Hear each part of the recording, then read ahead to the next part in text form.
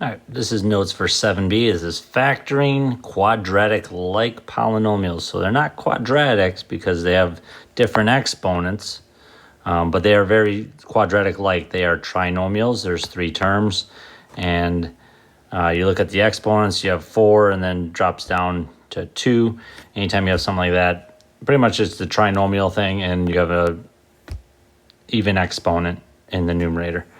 Then you can factor just like if it was quadratic, if it was a quadratic.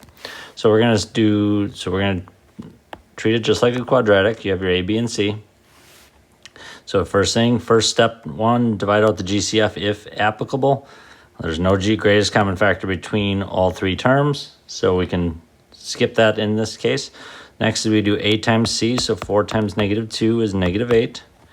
And step 3 is find the factors from which multiply a times c and add up to b. So we gotta think about what multiplies to -8 and adds to -7.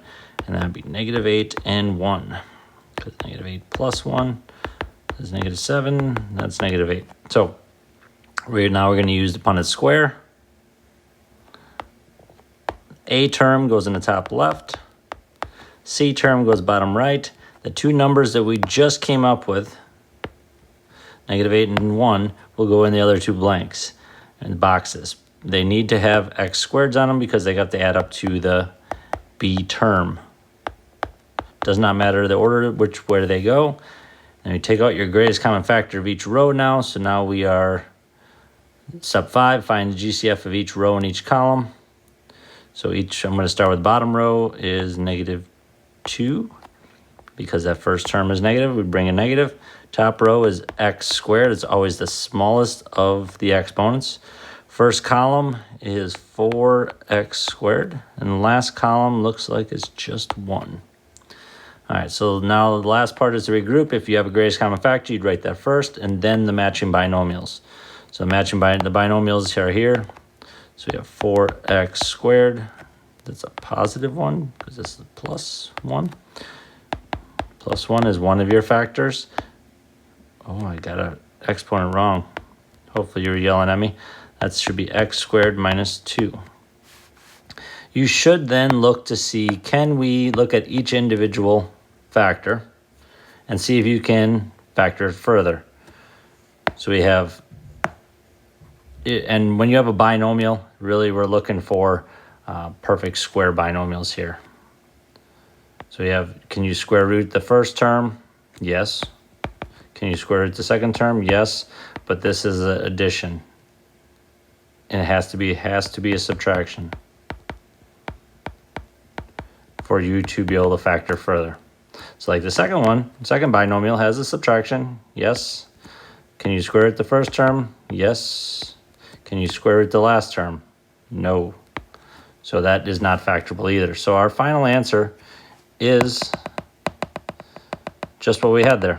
So that could be all a quick check that goes on in your head. So your final factor is here. All right, next one. So again, it's quadratic-like. I mean, you see a quadratic. There's 3 terms. So let's treat this just like we just did before with quadratics. So we do, is there a greatest common factor between all 3? We have x, x, no x, y, y, no y in the first. We have 6, -1, and 15. Only 1 is your greatest common factor, so nothing really is going to work. So we just keep moving on. So we do a times c, so 6 times -15, that's -90. And what 2 numbers multiply to -90 but add up to -1? And that would be -10 and 9. We're going to use those 2 numbers. So a term goes top left, c term goes bottom right. Don't worry about the y squared, just write it down. The b term, we're going to use these 2 numbers in the blanks. It does not matter the order they go in, but they have to add up to the middle term. So we need to use those variables x, y. So 9xy. Take out your greatest common factor of each row in each column. The bottom row looks like a -5 between -10 and -15. And again, the 5 is negative because the first term is negative. And then we have a y and a y squared. The smaller one is y. The greatest common factor of the top row is 3x. First column is 2x. Last column, 3y. And 9 is positive, so it's going to stay positive. All right, so we have 2x plus 3y and 3x minus 5y. You can look to see if you can factor any further, but if you do not have any exponents, no exponents anywhere, then you're not going to have to factor any further. So this is just going to be your final answer. All right, example 3. So there's not 3 terms, there are 4 terms. So in the 4 terms, you can just put all 4 terms. I mean, that's one of your steps in the Punnett square, is to have 4 terms. So we can put all 4 terms in the Punnett square. The first term, top left, last term, bottom right, and the other 2 do not matter the order at all. Take out your greatest common factor of the bottom row, greatest common factor of the top row, greatest common factor of the first column, greatest common factor of the last column. All right, we have x squared minus 4 and x minus 5. So we do have an exponent at 2. So we're thinking, can we factor this further? So mentally, you should be able to think about, we have x squared, square root of x squared is x, square root of 4 is 2, and it is a subtraction in the middle. So if you can square root the first and last term and it's a subtraction, we can break this down.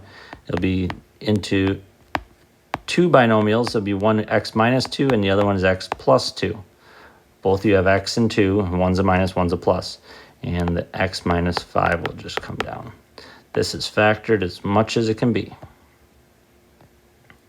All right, sum and difference of cubes.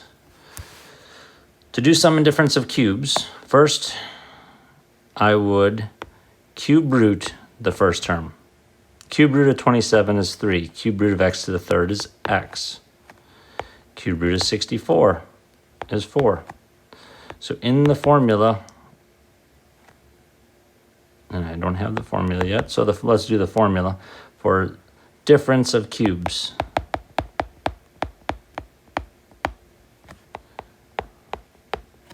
Is a minus b, a squared plus a times b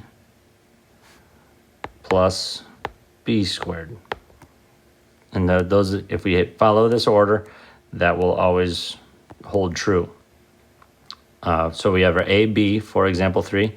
So let me do it right below it. So our a is 3x. If it's a subtraction, the first sign is always the same. The b is 4. The a is 3x, so I'm going to put it in parentheses, squared.